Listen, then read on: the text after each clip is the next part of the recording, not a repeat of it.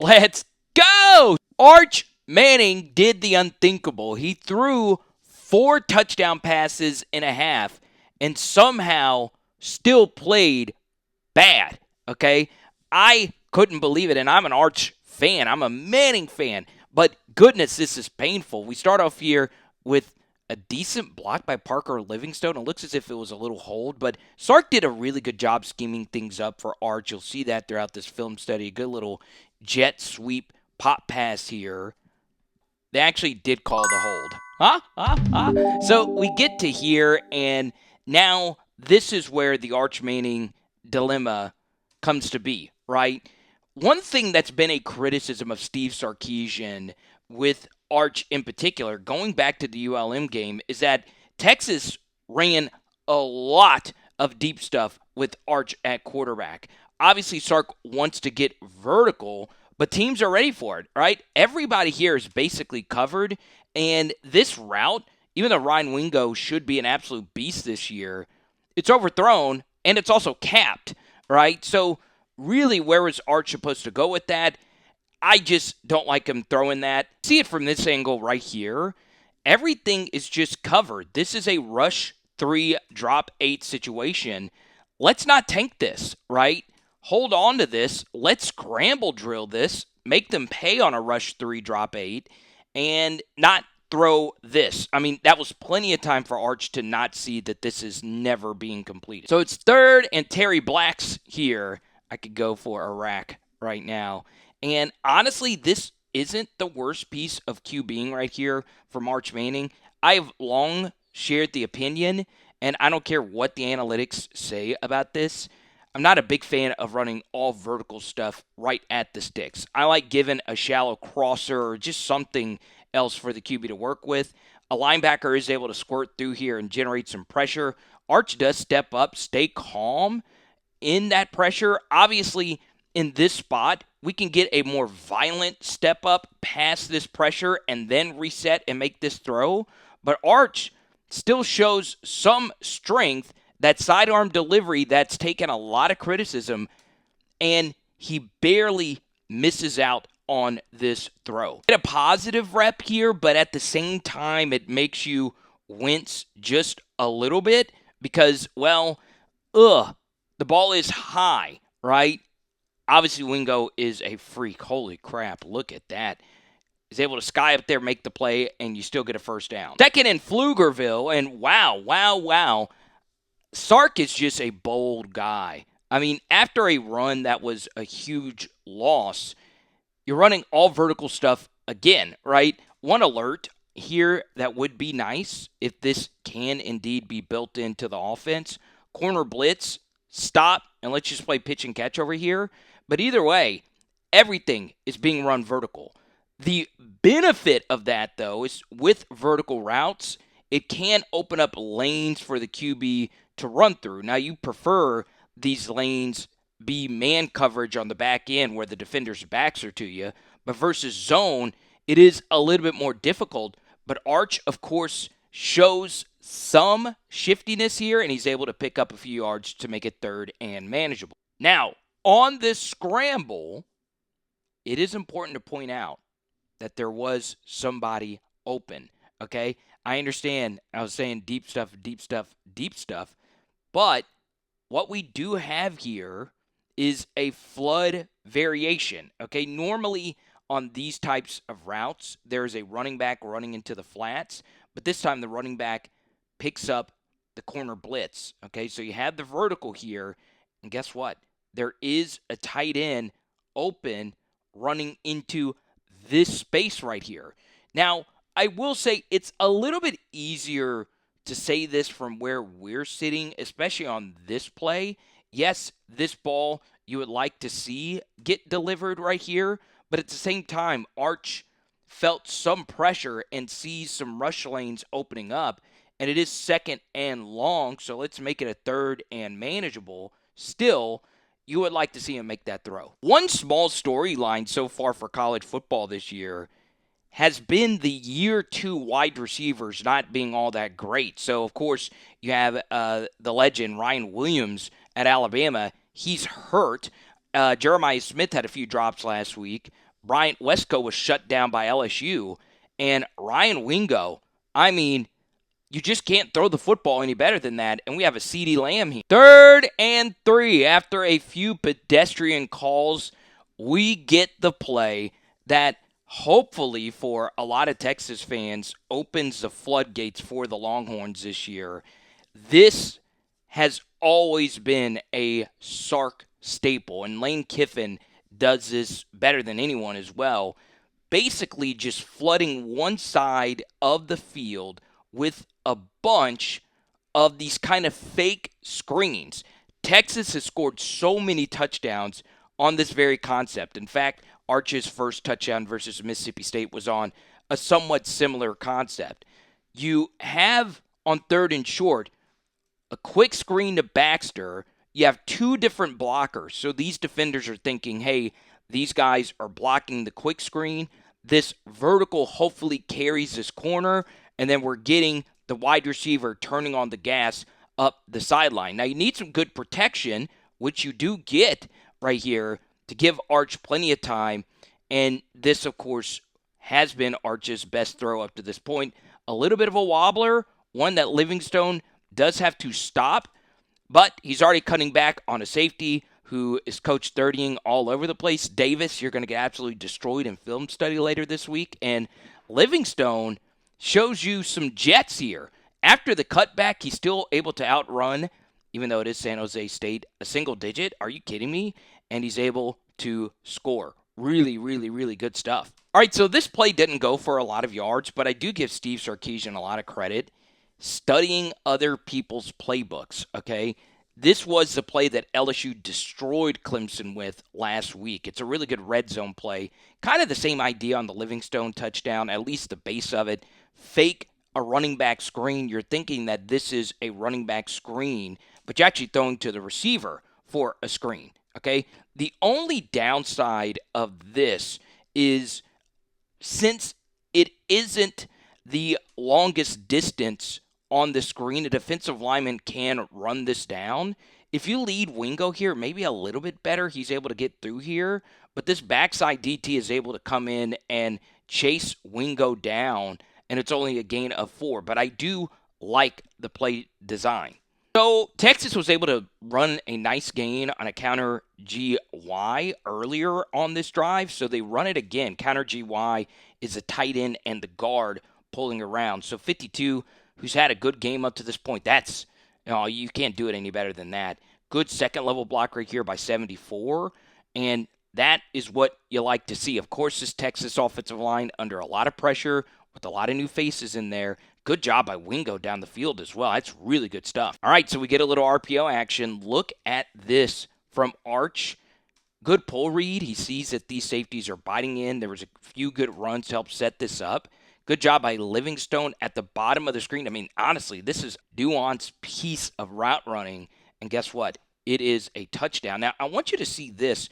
This ball, I think, was deflected. This looks like it was a squirter here, and you're able to score. Or actually, no, I'm not sure, because you could see right here that the laces, Arch does not have the ball on his hands on the laces, which makes sense. You're trying to get this ball quickly thrown.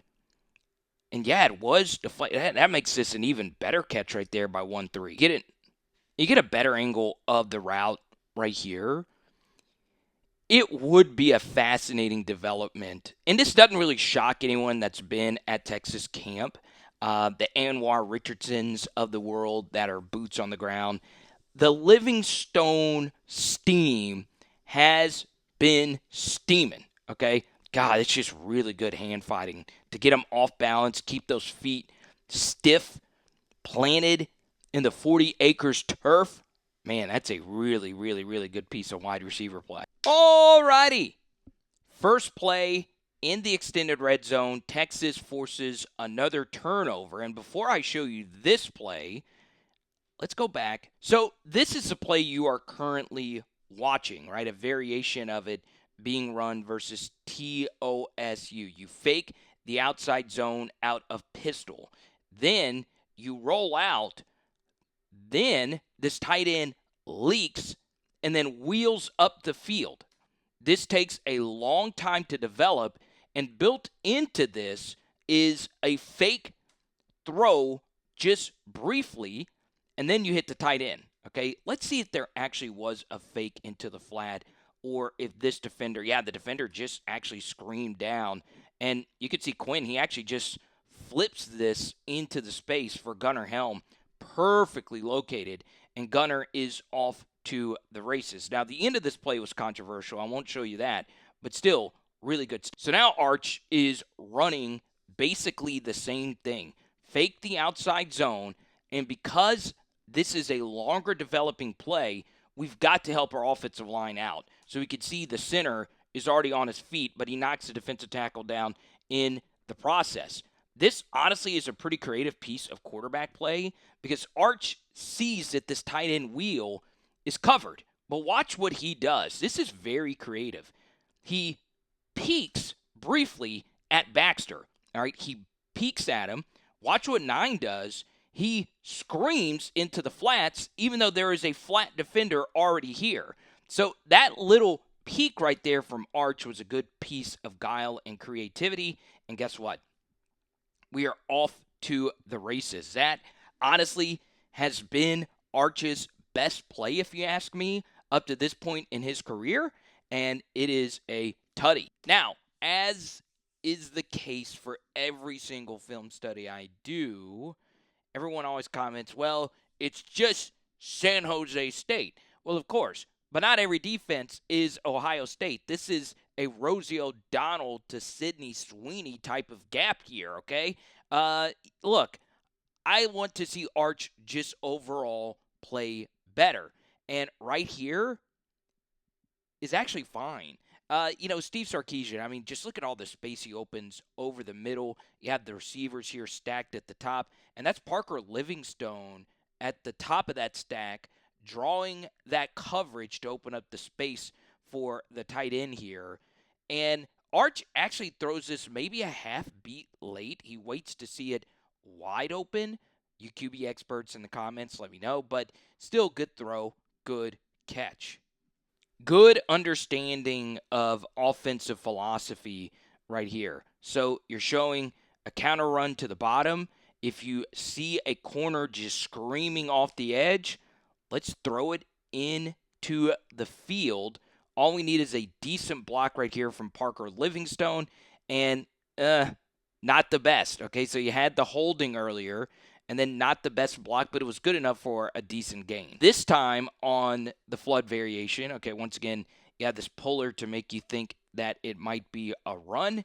You have the vertical being run by Livingstone, and then you have 0 running into the vacated space, okay? So Arch sees it and throws it, and it's a nice gain, okay? Really, really, really good stuff. Once again, a lot of these Sark, the ball was a little high, but it's still a really good catch. A lot of these Sark passing concepts do take good protection, and there was plenty of it in this game. Holy crap. Y'all, I understand the story is going to be Arch playing competent football, at least in this game.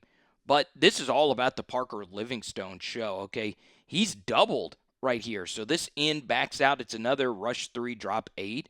Protection is indeed breaking down. So Arch rolls out to the right side. Now, the downside of rolling to the right side is there's only one receiver over here. All the other receivers are to your left. So Arch is able to escape to the right side and actually throw a scramble drill to Livingstone. And look at this catch. Y'all, I understand he had a step. Wow. Okay. What makes this very impressive is that he actually mistimed this just a bit. You can see he raises his arms pretty early. Look at this extension and just snatching it out of the air. Ridiculous stuff. And to have the Velcros to hold it in the whole way. Wow. Okay, so let's talk about Arch in these first couple of quarters. I'm going to stop this a little early. Let me know if you want to see the rest of the game. I would love to break it down. The Steve Sarkisian offense is my favorite offense to break down in the SEC. So I want to do more Longhorn stuff. So this is honestly some good play right here. Make it a third and manageable. But this throw right here kind of sums up how I feel about Arch in this game, right? A lot of what you watched was schemed up stuff. Now, I will say that glance to pull that defender was just absolutely nasty on the injuries tight end wheel, okay? But what you'll see here is, once again, really good protection. Could have been a little bit better. Once again, that's a lot of edge to be given up, but we want our quarterback to step up, two hands on the football, and complete this on the scramble drill. But, now, once again, I would love my QB mechanic experts to help me out on this. I suck at QB mechanics. I sometimes share my thoughts, though, if it looks a little weird. All right. Arch has always had, the quarter delivery, right? His uncle, Peyton, was more of that overhand delivery, and Peyton Manning is my favorite quarterback of all time, non-Louisiana, of course. So that takes out Drew Brees, Joe Burrow, and Jaden Daniels. Those are my top three. But still, Peyton is my favorite. And Arch's delivery is different, right? It's a little bit more modern, okay? It's that three-quarter delivery, if you will. And a lot of his balls have had a lot of tail on it, like it will wobble. This one was a rocket ship, and it is just way overthrown. So, true story. I was actually uploading this film study before Arch Manning threw this INT, right? I was going to cut it short. I have some other things, some other teams I want to break down. But I had to stop everything, stop the upload, and break this down and put an exclamation point that this was arguably the worst 4-touchdown performance I've ever seen from a quarterback, because things are wide open, right? That Arch Manning peak was definitely creative, but outside of that, he missed some easy gimmies on top of this. And look, on this right here, I'm not in the protection room. I don't know the protection calls per se. Maybe Baxter should have been coming across on this a little bit sooner, or maybe he's just freelancing, or maybe Arch is just hot and this guy is his responsibility here. But whatever the case may be, we just cannot throw an INT, and in particular, throw the football with arms extended, right? Where our arm is getting deflected. I understand we all love mallard season, but this was a duck. Actually, I don't hunt, but I think a lot of you watching do. I understand. There was a lot of pressure, and this was a good defensive call. And you could make the case that Arch was just trying to chunk this football away, but you just can't turn the football over. And a sack there isn't really the worst. I understand field goal kicking for Texas can be an adventure, but still, if you get sacked there, you are still in field goal range, and you force San Jose to call a timeout. So I really do mean it. I do not think Arch played that well at all. Yes, there were some good things, but a lot of it was just Sark stuff that could have been completed by any of the quarterbacks on the Texas roster. So I don't know what to say to you other than Parker Livingstone is an absolute star. So there is some positives mixed into this, but man, this, yes! Power, our SEC. Boom! Comment below. Is Arch a bottom 5 SEC quarterback right now? And tonight, we are doing cheeseburgers.